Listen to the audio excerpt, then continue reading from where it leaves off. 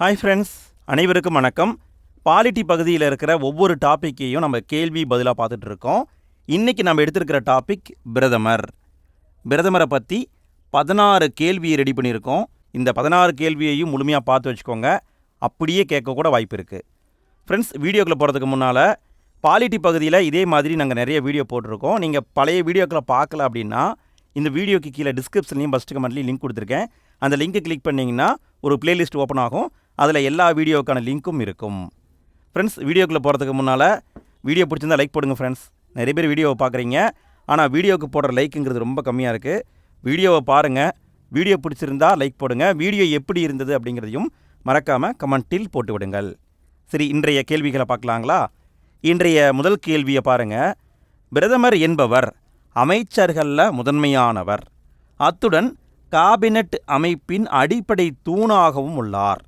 அப்பதவியும் பொறுப்பும் ஒப்பிட முடியாத ஒன்றாகவும் தனிச்சிறப்பு மிக்க அதிகாரம் மையமாகவும் விளங்குகிறது என பிரதமர் பதவியை குறிப்பிட்டவர் யார்?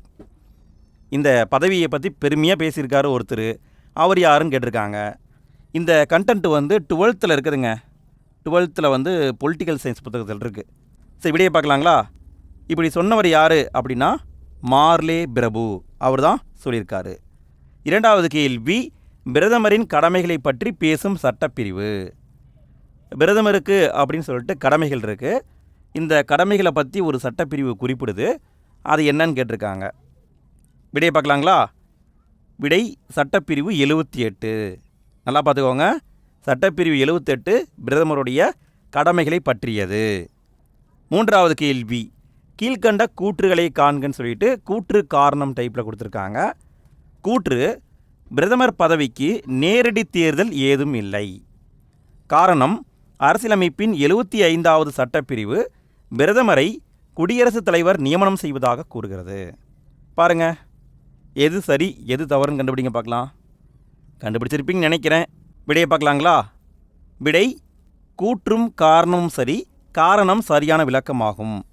அரசியலமைப்பில் 75வது சட்டப்பிரிவில் பிரதமரை குடியரசுத் தலைவர் தான் நியமிக்கணும் அப்படின்னு போட்டிருக்காங்க. ஆனால் எப்படி தேர்தல் நடத்தணும், எந்த மாதிரி அவர் தேர்ந்தெடுக்கணும் அப்படிங்கிற முறையெல்லாம் சொல்லப்படலை. ஸோ நல்லா பார்த்துக்கோங்க. பிரதமர் தொடர்பாக உள்ள சட்டப்பிரிவுகள்னு பார்த்தீங்கன்னா பிரிவு 75, பிரிவு 78. சரிங்களா? 74ன்னு ஒன்று வரும். அதை நம்ம அடுத்த வீடியோவில் பார்க்கலாம். அடுத்த வீடியோவில் அமைச்சரவையை பற்றி பார்ப்போம்.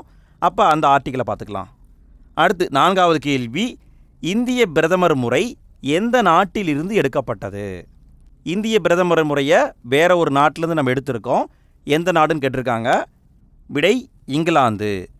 5வது கேள்வி, பிரதமர் மற்றும் அமைச்சர்களுக்கு பதவி பிரமாணமும் இரகசிய காப்பு பிரமாணமும் செய்து வைப்பவர் யார்? பிரதமருக்கும் அமைச்சர்களுக்கும் பதவி பிரமாணம் செஞ்சு வைக்கிறது யார்? இரகசிய காப்பு பிரமாணம் செஞ்சு வைக்கிறது யாருன்னு கேட்டிருக்காங்க. விடை கண்டுபிடிச்சிருப்பீங்க. விடை குடியரசுத் தலைவர். அதுவே குடியரசுத் தலைவருக்கு பதவி பிரமாணம் செஞ்சு வைக்கிறது யாருங்க? உச்சநீதிமன்றத்துடைய தலைமை நீதிபதி. 6வது கேள்வி, கீழ்கண்ட கூற்றுகளை காண்க அப்படின்னு சொல்லிட்டு 3 கூற்று கொடுத்துருக்காங்க. எது சரி எது தவறுன்னு கண்டுபிடிக்கணும். நான் வாசிக்கிறேன் பாருங்கள். இந்திய பிரதமர் முறை இங்கிலாந்து நாட்டின் வெஸ்ட் மினிஸ்டர் முறையிலிருந்து எடுக்கப்பட்டது. கூற்று 2, பிரதமரின் தேர்வு மற்றும் நியமனம் பற்றிய குறிப்புகள் எதுவும் அரசியல் அமைப்பில் இல்லை. கூற்று 3, மக்களவையில் பெரும்பான்மையுள்ள கட்சி அல்லது கட்சிகளின் கூட்டணியின் தலைவரையே பிரதமராக குடியரசுத் தலைவர் நியமனம் செய்கின்றார். இந்த 3 கூற்றில் எது சரின்னு கண்டுபிடிக்கணும். கண்டுபிடிச்சிருப்பீங்க. விடையை பார்க்கலாங்களா? கூற்று 3மே சரிதான். 7வது கேள்வி, கீழ்கண்ட கூற்றுகளை காண்க. 4 கூற்று கொடுத்துருக்காங்க. எது சரி எது தவறுன்னு கண்டுபிடிக்கணும். நான் வாசிக்கிறேன் பாருங்கள். கூற்று 1, பிரதமரின் அலுவலகம் 1947 உருவாக்கப்பட்டது. அதாவது பிரைம் மினிஸ்டர் ஆஃபீஸ்ன்னு சொல்லுவாங்க. இது 1947 உருவாக்கியிருக்காங்க. கூற்று 2, இதற்கு இந்திய அரசின் துறைகளில் ஒன்று என்ற தகுதி உள்ளது. இந்திய அரசுடைய டிபார்ட்மெண்ட்டில் 1 அப்படிங்கிற தகுதி இதுக்கு இருக்குது. கூற்று 3, அரசியலமைப்பால் குறிப்பிடப்படாத ஒரு அதிகார மையமாக திகழ்கிறது. கூற்று 4, இந்திய அரசின் உச்சக்கட்ட முடிவுகளை வடிவமைக்கும் அமைப்பாகும். இந்த 4 கூற்றில் எது சரின்னு கண்டுபிடிக்கணும். கண்டுபிடிச்சிருப்பீங்கன்னு நினைக்கிறேன். விடையை பார்க்கலாமா? அனைத்துமே சரிதான். 8வது கேள்வி கீழ்கண்டவற்றை காண்க. இங்கேயும் 4 கூற்று கொடுத்துட்டு எது சரின்னு கேட்டிருக்காங்க பாருங்கள். 1997 வரை பிரதமரின் செயலகம் என அழைக்கப்பட்டது. நம்ம முன்னாடி பார்த்தோம் இல்லைங்களா, பிரதமரின் அலுவலகம் பார்த்தீங்களா, அதுதான் 1997 வரைக்கும் அதுக்கு பிரைம் மினிஸ்டர் செக்ரட்டரியேட் அப்படின்னு பேர். 2வது கூற்று பாருங்கள், 1997 முதல் பிரதமர் அலுவலகம் பிரைம் மினிஸ்டர் ஆஃபீஸ் பிஎம்ஓன்னு சொல்லுவாங்க என அழைக்கப்படுகிறது. கூற்று 3, இதன் அரசியல் ரீதியான தலைவர் பிரதமர். கூற்று 4, இதன் நிர்வாக ரீதியான தலைவர் குடியரசுத் தலைவர். இந்த 4 கூற்றுகளையும் பாருங்கள், எது சரி எது தவறு கண்டுபிடிச்சிங்களா? விடையை பார்க்கலாங்களா? விடை 1, 2, 3 மட்டும் சரி, 4 தவறு. என்ன தவறுனா, இதன் நிர்வாகத் தலைவர் முதன்மை செயலர்னு சொல்லுவாங்க, அவர் தான் நிர்வாகத்தின் தலைவர், குடியரசுத் தலைவர்லாம் வரமாட்டார். 9வது கேள்வி கீழ்கண்டவற்றில் தவறானதை காண்க. 4 கூற்று கொடுத்துட்டு எது தவறோ அதை கேட்டிருக்காங்க. வாசிக்கிறேன் பாருங்கள்.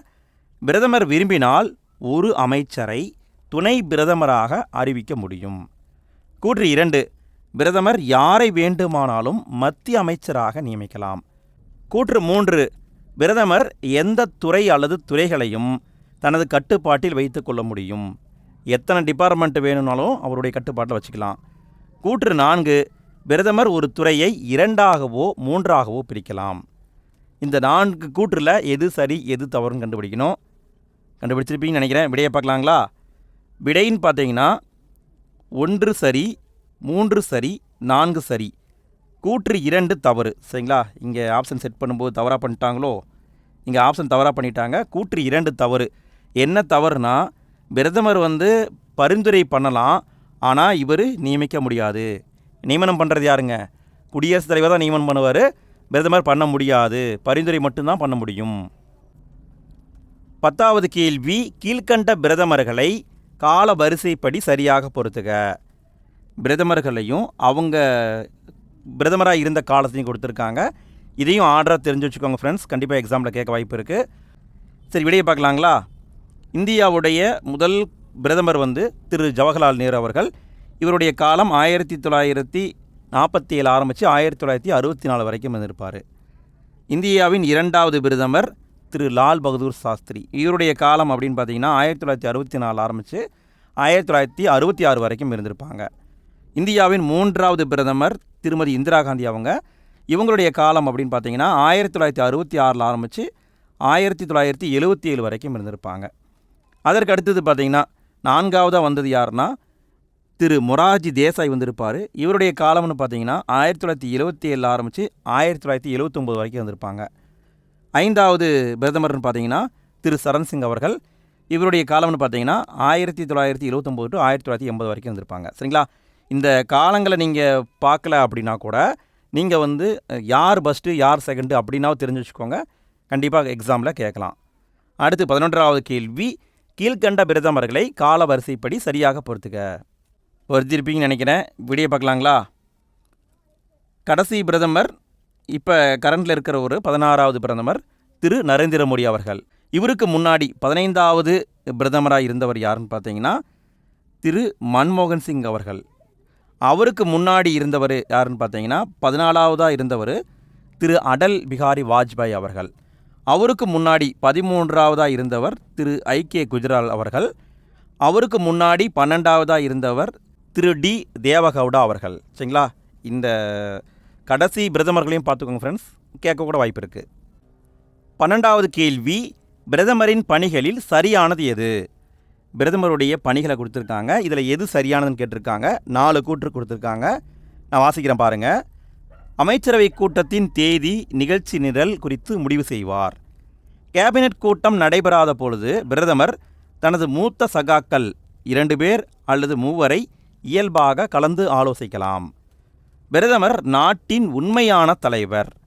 சர்வதேச மாநாடுகளில் இந்திய நாட்டின் பிரதிநிதியாக பங்கு பெறுவார். இங்கே டைப்பிங் மிஸ்டேக்குங்க, பங்கு பெறுவார். இந்த 4 கூற்றில் எது சரின்னு கேட்டிருக்காங்க. விடையை பார்க்கலாங்களா? கூற்று 4மே சரிதான்.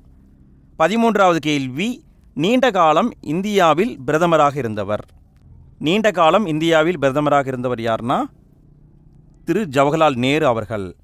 14வது கேள்வி, இந்தியாவின் மிக இளம் வயது பிரதமர். இந்தியாவின் மிக இளம் வயது பிரதமர் யாருன்னு கேட்டிருக்காங்க, திரு ராஜீவ்காந்தி அவர்கள். கீழ்கண்ட கூற்றுகளை காண்க. கூற்று காரணம் டைப்பில் கொடுத்துருக்காங்க.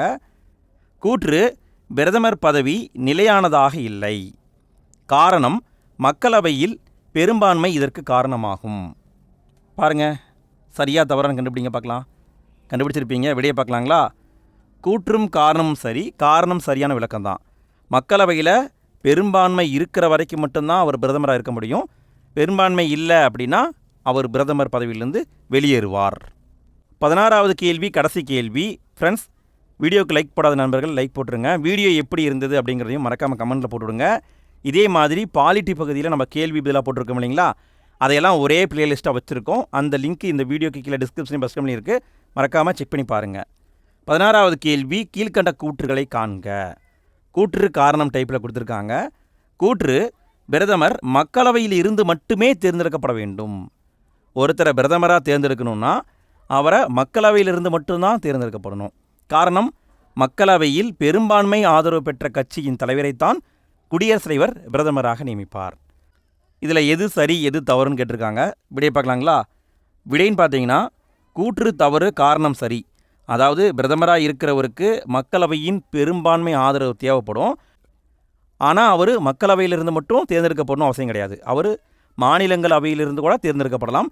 அப்படி தேர்ந்தெடுத்திருக்காங்க. யாருன்னு பார்த்தீங்கன்னா, திருமதி இந்திரா காந்தி அவங்க வந்து மாநிலங்களவையிலிருந்து தேர்ந்தெடுக்கப்பட்டவங்க. இந்தியாவுடைய ஒரே பெண் பிரதமர் திருமதி இந்திரா காந்தி அவங்க. சரிங்களா? இந்த பாயிண்ட்ஸ்லாம் பார்த்துக்கோங்க ஃப்ரெண்ட்ஸ். இந்த 16 கேள்வியிலேருந்து கண்டிப்பாக ஒரு கேள்வி வர வாய்ப்பு இருக்குது. ரிப்பீட்டாக அடிக்கடி போட்டு பார்த்துக்கோங்க. சரிங்களா? ஓகே ஃப்ரெண்ட்ஸ், அடுத்த வீடியோவில் சந்திப்போம். நன்றி.